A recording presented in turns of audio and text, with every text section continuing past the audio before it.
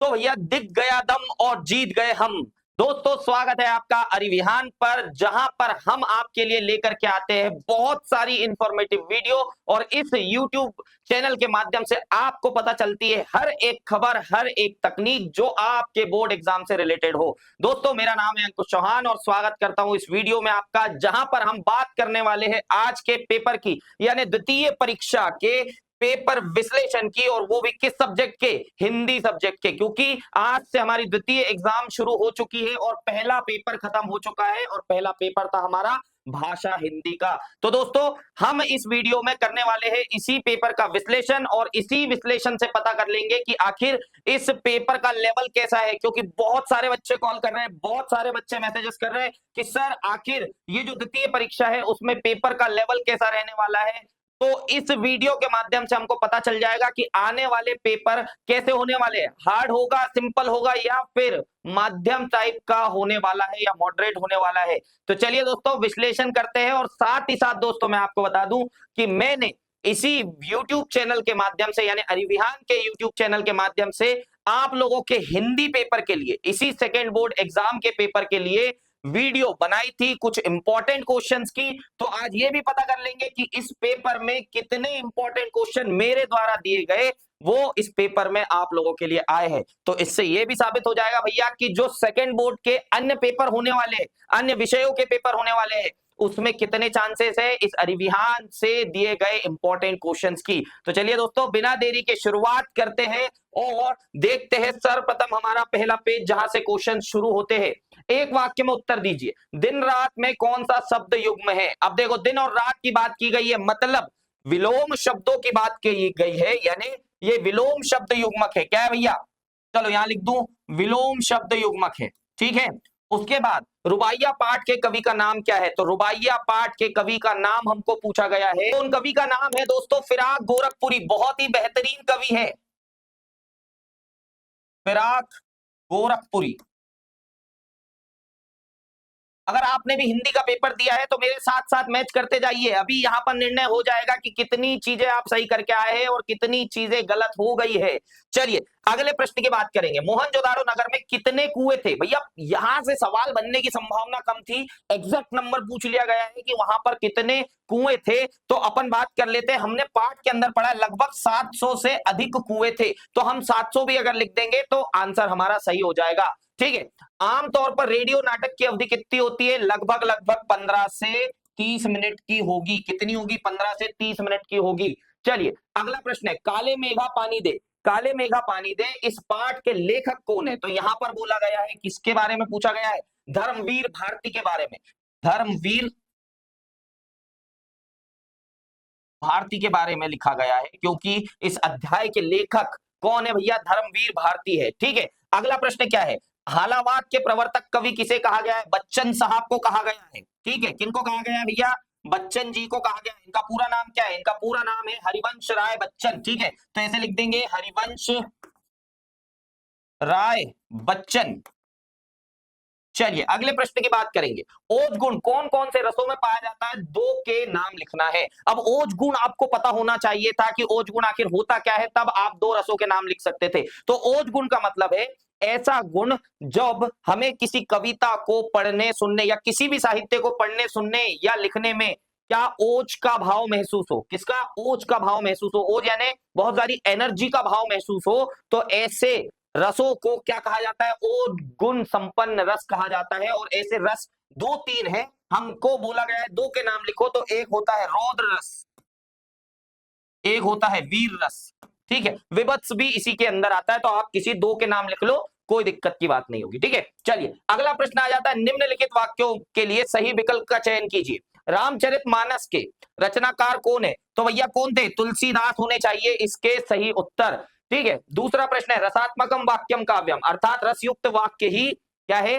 काव्य है। ये किसने कहा था? ये कथन किसका है? तो यहां पर सही उत्तर होना चाहिए भैया आचार्य विश्वनाथ। कई बच्चों को कंफ्यूजन था आचार्य रामचंद्र शुक्ल तो नहीं है, पर नहीं, इसके सही उत्तर क्या होंगे? आचार्य विश्वनाथ। इनका कथन है कि रसात्मकम वाक्यम काव्यम। ठीक है, चलिए अगले प्रश्न की बात करेंगे, पाठ्य पुस्तक आरोह का पाठ भक्तिन संकलित है किससे? स्मृति में से, स्मृति रेखाओं से, रेत की रेखा या रेखा तो भैया यहां पर थोड़ा सा कंफ्यूज करने वाले ऑप्शन दिए गए थे, क्योंकि यहां पर या तो स्मृति या तो रेखा है, इस तरह के ऑप्शंस देखने के लिए मिल रहे थे।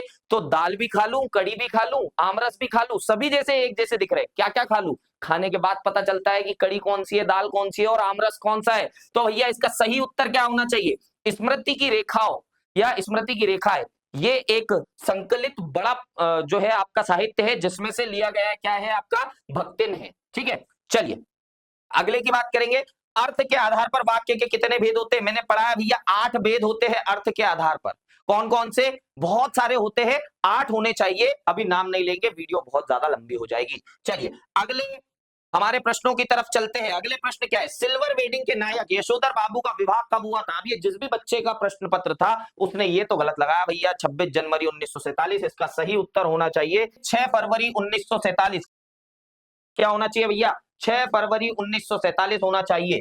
ठीक है, चलिए अगले प्रश्न की बात करेंगे। टीवी पर प्रसारित खबरों में सबसे महत्वपूर्ण है नेट, बाइट या विजुअल या ये सभी। तो जहां पर ये सभी आ जाता है तो मान लिया करो कि ये सभी ही उसका बहुत सटीक आंसर होना चाहिए, क्योंकि नेट, बाइट और विजुअल तीनों चाहिए होते हैं किसी टीवी पर प्रसारित खबर को दिखाने के लिए। चलिए भैया अब बात कर लेते हैं, रिक्त स्थानों की पूर्ति कीजिए और 2 ऑप्शन दिए होते हैं, उसका एक उचित आंसर लिखना होता है। क्या है भैया, कमरे माफ कीजिएगा, कैमरे में बंद अपाहिज कविता के कवि है कौन, शमशेर बहादुर सिंह या फिर रघुवीर सहाय। तो भैया रघुवीर सहाय जो होगा वो इसका सही उत्तर होगा। अगले प्रश्न की बात करेंगे, श्रृंगार रस का स्थायी भाव क्या है। तो उसका स्थायी भाव क्या होता है, रति होता है। ठीक है, चलिए अगले प्रश्न की बात करते हैं। बाजार दर्शन पाठ में भगत जी रिक्त स्थान आने की कमाई होने पर बाकी चूरन बालकों में मुफ्त बांट दिया करते थे। 6 आने की कमाई हो जाती थी जब भगत जी की, तो बचे हुए जो चूरन के डब्बे होते थे उनको वो बच्चों में मुफ्त बांट दिया करते थे। चलिए अगले प्रश्न की बात करेंगे। मोहनजोदाड़ो शहर रिक्त स्थान हेक्टर क्षेत्र में फैला था 200 800 कितने में भैया, 200 हेक्टर में फैला हुआ था। लेखक के द्वारा बताया गया है कि ये जो शहर था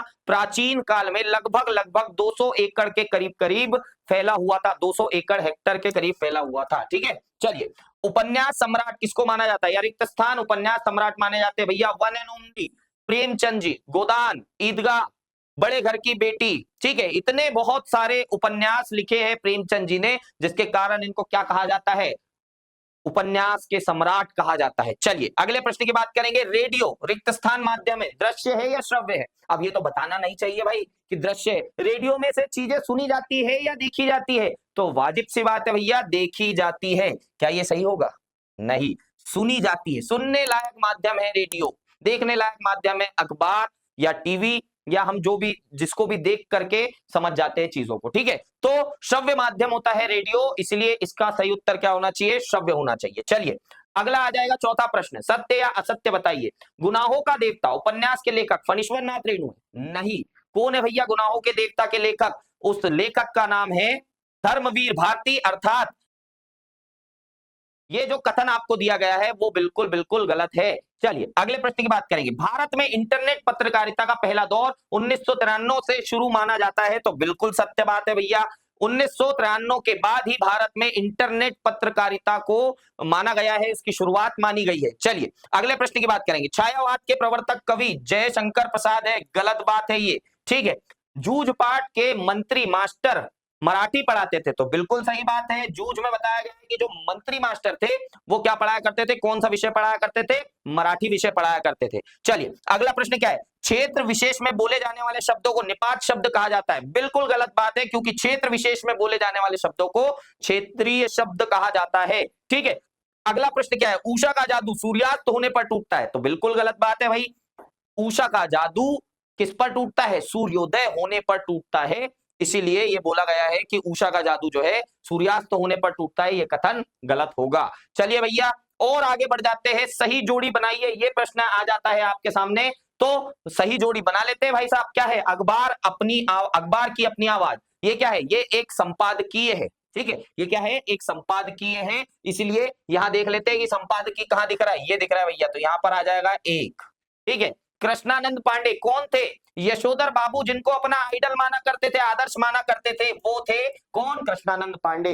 तीसरा पतंग, पतंग से रिलेटेड कोई चीज दिख रही है क्या, तो अशोक धनवा जी दिख रहे हैं, क्योंकि पतंग के लेखक कौन है, अशोक धनवा जी है। ठीक है, अगले प्रश्न की बात करेंगे, यानी अगले चीज की बात करेंगे यहां पर, जहां शब्द से काव्य की शोभा बढ़ती है उसको क्या कहा जाता है? शब्द अलंकार कहा जाता है। तो चौथा आ जाएगा यहां गुरु माफ कीजिएगा, शब्द शक्ति के प्रकार। शब्द शक्ति के प्रकार कितने हो सकते हैं? तो 3 हो सकते हैं भैया। तो यहां पर आ जाएगा आपका कितना नंबर आएगा? 5वां नंबर आ जाएगा। चल, यहां बात हो गई 5वें तक की। छठे की बात करेंगे, गुरुत्वाकर्षण कैसा शब्द है? तकनीकी शब्द है, यानी छठा यहां आएगा।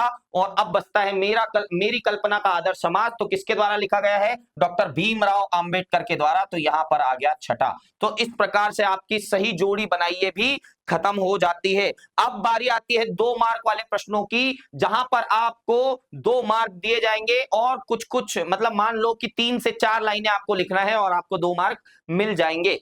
प्रश्न क्या है भैया? भारतेंदु युग की 2 विशेषताओं को बताइए अथवा नई कविता की 2 विशेषताएं लिखिए। जब हमने पद्य साहित्य का इतिहास पढ़ा था तब हमको पता चला था, माफ कीजिएगा, गद्य साहित्य का जब इतिहास पढ़ा था, पद्य और गद्य में मैं हमेशा कंफ्यूज रहता हूं, पर यहां पर बात हो रही है गद्य साहित्य की। और गद्य साहित्य का जब हमने इतिहास पढ़ा था तब हमने भारतेंदु युग को भी पढ़ा था। उसमें किस प्रकार की कविताएं लिखी जा रही थी, किस प्रकार के कवि आ रहे थे, इन सारी चीजों को डिटेल में लिखना था और केवल 2 चीजें बतानी थी। 2 चीजों में आपको 2 मार्क मिल जाते। सेम है नई कविता की कोई 2 विशेषताएं। नई कविताओं में क्या विशेषताएं होती है, आधुनिकता कैसी दिखाई देती है, ये बता देते तो आपको 2 मार्क मिल जाते।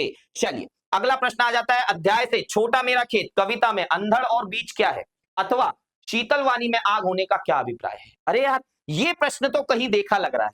मैंने आपसे वीडियो की शुरुआत में कहा था कि इस पेपर के विश्लेषण के साथ साथ मैं ये जरूर बताऊंगा कि मेरे द्वारा दिए गए या अरिविहान के द्वारा दिए गए जो इंपॉर्टेंट क्वेश्चन थे इस द्वितीय एग्जाम के लिए, क्या प्रश्न उनमें से भी आए हैं? तो जी हाँ, ये जो प्रश्न आपको दिख रहा है, छोटा मेरा खेत कविता में अंधड़ और बीज का क्या अभिप्राय है, शीतल वाणी में आग होने का क्या अभिप्राय है, YouTube वीडियो के स्क्रीनशॉट बताऊंगा, कोई फेक काम नहीं है। चलिए देख लो भैया, यहां पर आपको दिख रहा है MP board second exam 2025 Hindi important question class 12 second exam, ये डला हुआ है यूट्यूब पर अरिविहान के आपके यूट्यूब चैनल पर। आप चाहे तो अभी जाकर के देख लो भैया, ये स्क्रीनशॉट जहां पर दिया हुआ है आपको दिखा दूं कि छोटा मेरा खेत कविता के आधार पर अंधड़ और बीज क्या है, शीतल वाणी में आग का क्या आशय है। मैं बोल रहा हूं सीक्वेंस भी चेंज नहीं हुआ है। सीक्वेंस भी आप अगर देखेंगे कि छोटा मेरा खेत पहला प्रश्न है और उसी के नीचे शीतल वाणी में आग है, और यहां पर आप देख पा रहे होंगे कि छोटा मेरा खेत वाला प्रश्न और शीतल वाणी में आग वाला प्रश्न। सीक्वेंस भी चेंज नहीं होने दिया दोस्तों। चलिए अगले प्रश्न की ओर चलते हैं।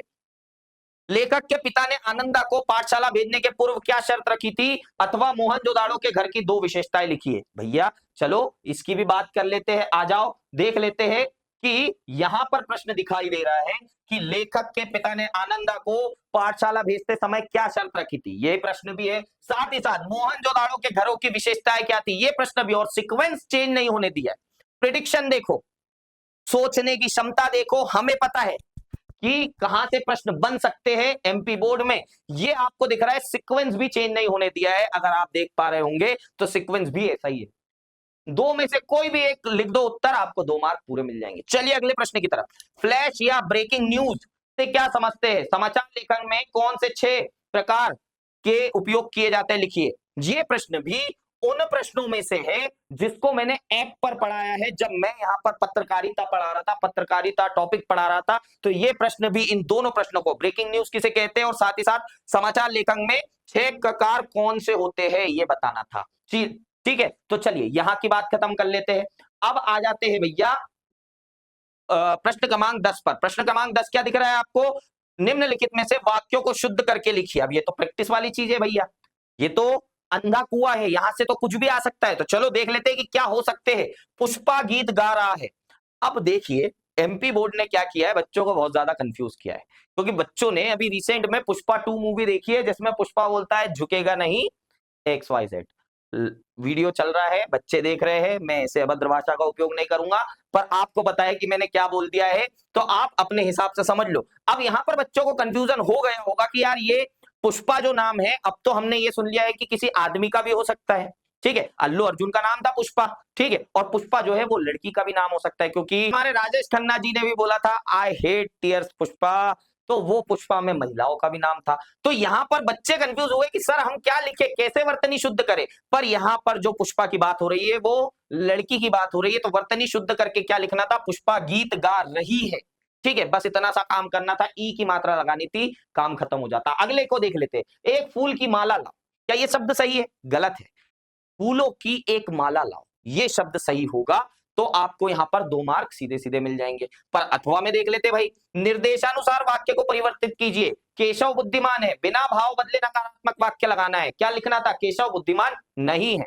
बात खत्म, नकारात्मक निषेधात्मक वाक्य हो चुका। ठीक है, दूसरा क्या है, सत्य की सदा जीत होती है। प्रश्नवाचक वाक्य बनाना था। प्रश्नवाचक वाक्य बनाना है तो क्या तो जोड़ना पड़ेगा, क्या, क्यों, कैसे, कहां, कब, ये सब जोड़ना होता है। तो यहां पर लिखेंगे क्या सत्य की सदैव या फिर सदा जीत होती है, और आगे लगाना है क्वेश्चन मार्क, फुल स्टॉप हटा के, पिक्चर खत्म, विषय समाप्त, और 2 मार्क आपको सीधे सीधे मिल जाते थे। ठीक है, चलिए अब बात कर लेते हैं प्रश्न क्रमांक 11 की। राष्ट्रभाषा और राजभाषा की एक एक विशेषता लिखिए, मुहावरे और लोकोक्ति में एक एक अंतर लिखिए, और एक मुहावरा और एक एक लोकोक्ति लिखिए। ठीक है, ये प्रश्न भी तो आ गया है भैया, जो आपको अंकुश सर ने इंपॉर्टेंट वीडियो में पढ़ाया था। नहीं हो रहा है यकीन तो आओ देख लो। राष्ट्रभाषा एवं राजभाषा में कोई 2 अंतर लिखना है, मुहावरे व लोकोक्तियों में कोई 2 अंतर लिखना है। अब जब अंतर पढ़ोगे भैया तो उदाहरण भी पढ़ोगे, परिभाषा भी पढ़ोगे, साथ ही साथ अंतर भी पढ़ोगे, पिक्चर खत्म, विषय समाप्त। आ जाओ देख लो, सीक्वेंस भी चेंज नहीं होने दी। क्या बोला है? सीक्वेंस भी चेंज नहीं हुआ है भाई साहब। चलिए अगले की बात करेंगे। वात्सल्य रस की परिभाषा एवं कोई एक उदाहरण लिखिए। विरोधाभास अलंकार की परिभाषा एवं कोई एक उदाहरण लिखिए। आओ ये भी देख लेते हैं कि क्या मैंने पढ़ाया है भैया। तो यहां पर बात करेंगे, यहां पर बात करेंगे, इस स्क्रीनशॉट की बात करेंगे। विरोधाभास अलंकार सीधे सीधे प्रश्न दे दिया था कि कुछ मत पढ़ना, सिर्फ और सिर्फ विरोधाभास अलंकार पढ़ के चले जाना और परीक्षा में छप जाएगा। और छपवा दिया, छपवा दिया भैया, आज के पेपर में साबित हो गया है। ठीक है, अब बात करेंगे रस की परिभाषा देते हुए उसके भेद लिखिए, यानी रस की परिभाषा लिखनी थी और उसके सभी रसों को याद करना था, लिखना था। ठीक है, तो यहां पर भी भैया वही तो लिखा हुआ, वात्सल्य रस। जब रस पढ़ते तो वात्सल्य रस की परिभाषा लिख लेते और कोई एक उदाहरण लिख लेते। चलिए भैया अगले प्रश्न की बात करेंगे। बिंब विधान किसे कहते हैं? रुबाई छंद की कोई एक परिभाषा लिखिए। चलो भाई साहब आ जाओ, रुबाई छंद वाला प्रश्न यहां दिख रहा है। रुबाइया छंद की परिभाषा लिखकर एक उदाहरण लिखिए। बिंब विधान भी मैंने तब पढ़ाया था जब मैं आपको क्या है, पहली परीक्षा के लिए इंपॉर्टेंट क्वेश्चंस दे रहा था, तब मैंने वहां पर बिंब विधान दिया था। अगर आप इन दोनों वीडियोस को देख लेते तो भी काम बन जाता, पर एक भी प्रश्न खाली नहीं छूटने दिया है, ये मेरी गारंटी दे सकता हूं। किसी भी प्रश्न में ऐसा नहीं है कि या तो ऊपर का या तो नीचे का मैंने ना दिया हो, और कई में तो आपने देख लिया उदाहरण सहित कि दोनों, वो भी विद सीक्वेंस दे दिए हैं। ठीक है, चलिए अगले प्रश्न की बात करेंगे। गद्य की 4 प्रमुख विधाओं के नाम लिखिए। उपन्यास के कोई 4 तत्वों के नाम लिखिए। जब मैं आपको एप्लीकेशन में मैंने आपको क्या पढ़ाया है, गद्य साहित्य का इतिहास, उसमें मैंने गद्य की 4 विधाओं के बारे में भी बताया और साथ ही साथ उपन्यास के 4 तत्वों के बारे में भी बताया है। ठीक है, चलिए अगला प्रश्न क्या है, ढोलक की आवाज पूरे गांव पर क्या असर होता है? बाजार का जादू चढ़ने और उतरने पर मनुष्य का क्या असर पड़ता है? तो आ जाओ भाई, ये प्रश्न भी मैं दिखा दूं इसी वीडियो में। कहा गया भैया, स्क्रीनशॉट ला लो और दिखा दो। बाजार का जादू चढ़ने और उतरने का क्या आशय है, और ढोलक की आवाज का पूरे गांव पर क्या असर होता है? एक ही पेज में दोनों प्रश्न खत्म। 2 मार्क 3 मार्क मिल जाएंगे आसानी से अगर ये वीडियो देख लेते। ये देख लो यहां पर 15वें क्वेश्चन की बात। विषय समाप्त, आगे बढ़ेंगे, आगे प्रश्न देखेंगे। अब आ जाता है आपका गद्यांश और पद्यांश। कौन सा? अपठित। ये ऐसा अंधा कुआ है, कहीं से भी आ जाएगा, 4 5 6 लाइन दे देंगे, इसी से पढ़ना है, इसी के उत्तर देना है। ठीक है, ये भी, इसकी भी प्रैक्टिस करवाया है। और अगर यकीन ना हो तो YouTube पर जाकर छान लो अंकुश सर का हिंदी वाला वीडियो, वहां पर आपको दिख जाएगा कि अपठित गद्यांश और पद्यांश को कैसे सरलता से आप सॉल्व कर सकते हैं। ये भी पढ़ाया है भैया, कुछ भी नहीं छोड़ा है, इतनी गारंटी हम देते हैं, अरिविहान देता है, क्योंकि हम तो सीना ठोक के ये कहते हैं कि तैयारी में कहीं भी और कभी भी हो परेशान तो याद रखना, साथ खड़ा है अरिविहान। चलिए दोस्तों आगे की बात करेंगे। भाव पल्लवन। भाव पल्लवन भी ऐसी चीज है जो कहीं से भी और कभी से भी पूछी जा सकती है। ये भी एक अंधा कुआं है, इसको अपने मन से ही बनाना होगा। फिर भी ऐसा नहीं है कि हमने नहीं पढ़ा। आप एप्लीकेशन पे जाइए, हिंदी को खोल के देखिए, भाव पल्लवन करवाने का मैंने वीडियो पढ़ाया है। उसके साथ ही ये जो है आपका संवाद लिखने वाली टेक्निक आपको बताई है एप्लीकेशन पे ही। चलिए अगले प्रश्न की बात करेंगे। अब आ जाते हैं 3 और 4 मार्क वाले प्रश्न। अब भैया ये तो थोड़े से ज्यादा लिखने वाले और सोचने वाले हैं, और इनमें तो तुक्के भी नहीं लगते। क्यों? क्योंकि कवि और लेखक तो किसी का भी नाम लिखा जा सकता है, इतने सारे लेखक इतने सारे कवि है, किसी का भी नाम पूछा जा सकता है कि उसका साहित्यिक परिचय लिखिए, उसका जो है 2 रचनाएं, भाषा शैली और स्थान लिखिए, भाव पक्ष कला पक्ष लिखिए, तो ये तो कहीं से भी पूछा जा सकता है। तो क्या इसमें हमने कोई कंट्रीब्यूशन दिया है, क्या हमने कोई प्रश्न ऐसा दिया था जिसमें कहीं तुलसीदास कहीं सूर्यकांत त्रिपाठी निराला को बता दिया था कि बेटा पढ़ के चले जाना? तो आ जाओ लाइव एग्जांपल देख लो मेरे भाई, क्या बोला है, गोस्वामी तुलसीदास और सूर्यकांत त्रिपाठी निराला सटीक दे दिए थे, दोनों छप गए। ये दिख रहा हूं मैं आपको स्क्रीन पे, वीडियो का स्क्रीनशॉट लेकर के आया हूं आपके लिए, देख लो, तुलसीदास और सूर्यकांत त्रिपाठी निराला। साथ ही साथ अब आप सोचेंगे कि चलो लग गया होगा तुक्का, आ गए होंगे कवि, पर लेखक का क्या, लेखक भी आए हैं क्या? तो आ जाओ भाई, क्या है, धर्मवीर भारती और फणीश्वर नाथ रेणु। चलो भैया लेखक परिचय पे आ जाओ, देख लो, फणीश्वर नाथ रेणु और धर्मवीर भारती दोनों के दोनों छाप दिए भाई साहब, दोनों के दोनों छाप के रख दिए यहां पर।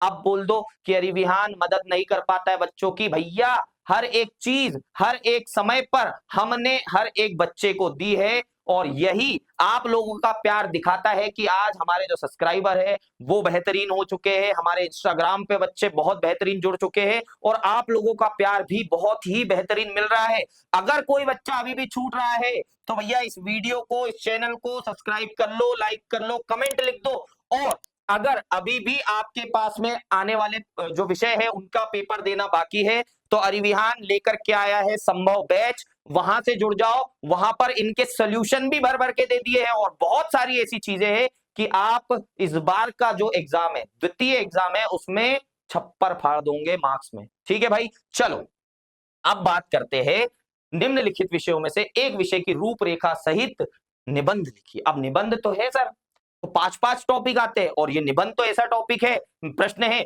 जो कहीं से भी पूछा जा सकता है, कोई भी टॉपिक एक निबंध के तौर पर हमारा माध्यमिक शिक्षा मंडल दे सकता है। तो क्या इसमें भी हमने कोई जादू चलाया था? तो आ जाओ भाई दिखा देते हैं अंकुश सर का जादू। क्या है, स्वच्छ भारत अभियान, राष्ट्र में निर्माण में युवाओं का महत्व, अनुशासन का जीवन में महत्व, ये जो 3 है आपको दिखा दूंगा अभी। क्या लिखा हुआ है भाई साहब, विद्यार्थी जीवन में अनुशासन, राष्ट्र हित में युवा, ये 2 हो गए। चलो आओ अगले भी देख लेते हैं, क्या है यहाँ, स्वच्छता अभियान। अब आ जाओ फिर से वापस आपके पेपर के ऊपर में और बता दो कि ये नहीं आया है। स्वच्छ भारत अभियान, राष्ट्र निर्माण में युवाओं की भूमिका, अनुशासन जीवन में महत्व, ये 3, इस 5 में से 3 भाई निबंध जैसे अनसर्टन टॉपिक में, अनसर्टन क्वेश्चन में, जिसका कहीं पे कोई खोह नहीं है, कहीं पे कोई तल नहीं है कि कहां से पूछ लिया जाएगा, 5 में से 3 मेरे द्वारा बताए गए, अरिविहान के द्वारा बताए गए भैया, और क्या दिखा दूं सबूत। चलो आओ अगले प्रश्न की बात करेंगे, संदर्भ प्रसंग काव्य सौंदर्य सहित भावार्थ लिखिए। क्या है, ये कविता वाले की बात कर रहे हैं, कविता में आपको संदर्भ प्रसंग और भावार्थ लिखने होते हैं, और याद कर लो अगर जिस जिस बच्चे ने एप्लीकेशन पे मेरे वीडियोस देखा, ऐसा कोई भी संदर्भ प्रसंग भावार्थ नहीं होगा जो मैंने छोड़ा है, सब कुछ पढ़ाया है, बेहतरीन तरीके से पढ़ाया है। चलिए अगले प्रश्न की बात कर लेते हैं। अब आ जाता है गद्यांश की व्याख्या, संदर्भ प्रसंग एवं विशेष सहित लिखिए। तो भैया ये 2 दिए हैं, अथवा में से आपको लिखना है। अब देखो ये ऊपर वाला है भक्तिन, और दूसरा वाला क्या है, सेवक धर्म में हनुमान जी से स्पर्धा करने वाली भक्तिन किसी अंजना की पुत्री ना होकर, ये है भक्तिन अध्याय से। ठीक है, उसके बाद जहां बैठकर ये लेख लिख रहा हूं उसके आगे पीछे दाएं बाएं शिरीष के पेड़, तो कहां से है ये, शिरीष के पेड़ से है। ठीक है, शिरीष के फूल से अध्याय से है, इनको भी बहुत बेहतरीन तरीके से एप्लीकेशन पे पढ़ाया मेरे दोस्त। चलिए अंतिम प्रश्न की बात करते हैं, ध्वनि विस्तारक यंत्रों के उपयोग पर प्रतिबंध लगाने हेतु जिलाधीश को आवेदन पत्र अथवा अपने मित्र को विद्यालय की वार्षिक परीक्षा में रचना हेतु क्या करना है, प्रकाशित होने पर बधाई पत्र लिखिए। दोस्तों 2 आपको क्या दिए जाते हैं, पत्र लेखन और निबंध लेखन। आ जाओ और फालतू बिना बात किए हुए ये देख लो, ध्वनि विस्तारक यंत्रों पर प्रतिबंध लगाने हेतु जिलाधीश महोदय को प्रार्थना पत्र लिखिए। शब्द भी नहीं बदले भाई, शब्द भी नहीं बदले। बात समझ में आ रही है? बात यहां समझ में आती है कि टीचर और आपके अरिविहान का एक्सपीरियंस बोलता है कि हमने इतने क्वेश्चन दे दिए, मैं लगभग अगर ऑन एन एवरेज बताऊं तो 23 में से 17 क्वेश्चन जो है वो मेरे बताए हुए हैं, और उन 23 में से भी 2 ऐसे होते हैं, एक होता है अपठित गद्यांश, एक होता है अपठित पद्यांश, यानी कि ये 2 तो कहीं से भी आ सकते हैं, कोई टीचर नहीं, कोई भी इंस्टीट्यूट नहीं बता सकता है। पर मान लो कि 21 में से 17 क्वेश्चन है जो मैंने बच्चों को पढ़ाए, तो अभी भी यकीन कर लो, अगर पेपर बचा हो तो अरिविहान का सब्सक्रिप्शन ले लो, संभव बैच का, क्योंकि आने वाले पेपरों के लिए भी इंपॉर्टेंट क्वेश्चंस मिल चुके हैं, अरिविहान के यूट्यूब चैनल पे आ चुके। अब मैंने जो आपको बताया था कि सभी बच्चे ये पूछ रहे थे कि सर हिंदी का पेपर देख के थोड़ा सा एनालाइज कर लीजिए, थोड़ा सा विश्लेषण कर लीजिए और बता दीजिए कि आने वाले पेपर कैसे होने वाले हैं। तो बच्चों, अगर आपका पेपर भी हिंदी का अच्छा गया हो, अगर आपने भी द्वितीय एग्जाम में हिंदी का पेपर दिया हो, तो कृपया इस वीडियो के कमेंट बॉक्स में लिख देना कि सर मेरा पेपर बहुत अच्छा गया है, तो मुझे बहुत जान करके खुशी होगी। और हाँ, अब बात करें विश्लेषण की, तो मैंने शुरुआत में भी आपको यही बताया था, पिछली वीडियोस में भी मैंने यही बोला था कि देखो यहां पर ये जो द्वितीय एग्जाम है उसका कॉन्सेप्ट समझो। क्या कॉन्सेप्ट होगा कि एक तो इसमें वो बच्चे बैठ रहे हैं जिनको अपने मार्क्स अच्छे करने हैं, दूसरे वो बच्चे बैठेंगे जो फेल हो चुके हैं और उनको पास होना है। मतलब टॉपर बच्चा भी बैठ रहा है और थोड़ा सा एवरेज बच्चा भी बैठ रहा है। इसका मतलब ये है मेरे भाई कि आपको जो पेपर देखने के लिए मिलेगा वो थोड़ा थोड़ा मध्यम वाला पेपर देखने के लिए मिलेगा। पर अगर जिस जिस बच्चे ने मुझसे हिंदी पढ़ा होगा या यहां से इंपॉर्टेंट क्वेश्चंस लिए होंगे, तो उसको पता है कि भैया उसके लिए ये जो पेपर था वो बहुत ही ज्यादा सिंपल था। और मैं यहां बता दूं बेटा आपको अभी से कि आने वाले जितने विषयों के पेपर है वो बिल्कुल नियर टू सिंपल होने वाले हैं, क्योंकि ज्यादा दिमाग नहीं लगाना है, सिंपल सिंपल क्वेश्चंस पढ़ के जाना है। आप सर वो क्वेश्चन मिलेंगे कहाँ? तो वो मिलेंगे आपको अरिविहान पे, अरिविहान के यूट्यूब चैनल पर आपको क्वेश्चंस मिल जाएंगे इंपॉर्टेंट। और साथ ही साथ अगर सोल्यूशन भी चाहिए और साथ ही साथ दूसरे स्टडी मटेरियल्स भी चाहिए तो आपको ज्वाइन करना होगा संभव है। चलिए दोस्तों, इतना ही था इस वीडियो में। आपको अपने प्रश्नों का उत्तर मिल चुका होगा। ज्यादा से ज्यादा लाइक कीजिए और कमेंट्स कीजिए कि आपका पेपर कैसा गया। मिलता हूं आपसे अगली किसी इंफॉर्मेटिव वीडियो में। तब तक के लिए अपनी पढ़ाई को मजबूत कीजिए अपने अंकुश सर के साथ और अरिविहान के साथ। टाटा बाय बाय, जय हिंद। एमपी बोर्ड 2026 में टॉप करने के लिए अभी डाउनलोड करें अरिविहान ऐप। बैच से जुड़ने या जानकारी के लिए कॉल करें 8305351495।